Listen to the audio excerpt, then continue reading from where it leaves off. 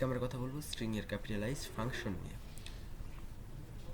তো এখানে বলা হচ্ছে convert the first character of string to upper case and the remaining to lower case. এর মানে কি? এর মানেটা হলো যে ক্যাপিটালাইজের আর্গুমেন্ট আকারে একটা ক্যাপিটালাইজের আর্গুমেন্ট আকারে একটা স্ট্রিং নেবে, স্ট্রিং এর প্রথম অক্ষরকে বড় হাতের এবং বাকি সমস্ত অক্ষরকে ছোট হাতের করে দেবে। তো আমরা এখন কোডে যে সেগুলো দেখি। তো এখানে লোডাসকে আমরা ইম্পোর্ট করে নিয়েছি। ইম্পোর্ট করার পর এখন একটা স্ট্রিং নেই। স্ট্রিং ইজ ইকাল টু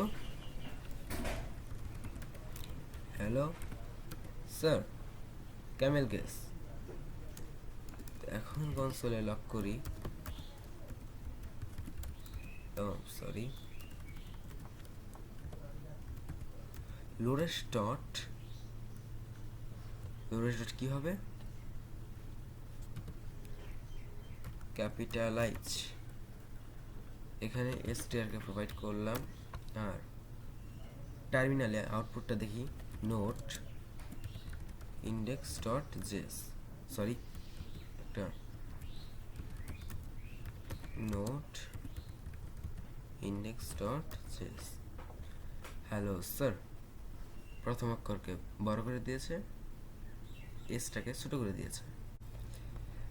এবার দেখুন str এর ভিতরে একটা স্পেস দিয়েছি, স্যারের আগে একটা স্পেস দিয়েছি। এখন কি আউটপুট দেখা যাক। হ্যালো স্যার স্পেস দেখাবে কিন্তু ক্যারেক্টারকে ছোট করে দেবে। তো এটা ছিল ক্যাপিটালাইজের ফাংশনের ব্যবহার।